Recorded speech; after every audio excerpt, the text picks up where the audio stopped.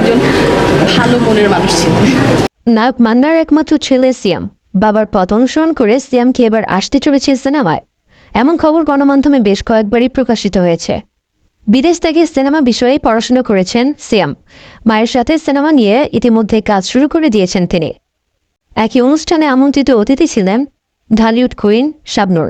এ সময় গণমাধ্যমের মুখোমুখি হতে দেখা যায় শাবনূরকে। শুরুতে সিয়ামকে অভিনন্দন জানান শাবনূর।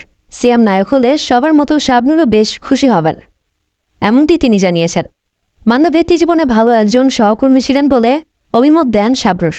মান্নার সাথে একাধিক ছবিতে শাবনূর কাজ করেছেন।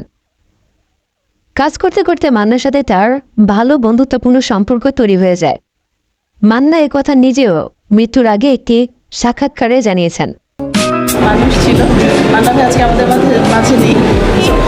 নিজেকে ধন্য মনে করছি যে ভাবি আমাকে এত সুন্দর একটা প্রোগ্রামে স্পেস দেওয়ার জন্য।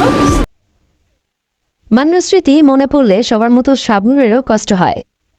অনুষ্ঠানে শাবনূরকে পেয়ে সবার মতো মান্নার ছেলে সিয়ামও খুবই খুশি হন।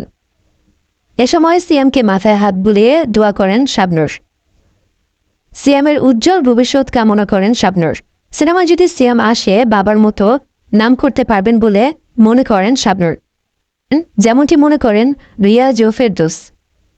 সেক্ষেত্রে সিয়ামকে সহযোগিতা করার কথাও জানিয়েছেন এই নায়িকা। মান্নার অকাল মৃত্যুতে ভেঙে পড়েন তার স্ত্রী ও সন্তান। ভেঙে পড়েছিল গোটা চলচ্চিত্র শিল্প। সিয়াম এখন অনেক বড় হয়েছে, সে চাইলে যে কোনো সময় অভিনয় করতে পারে।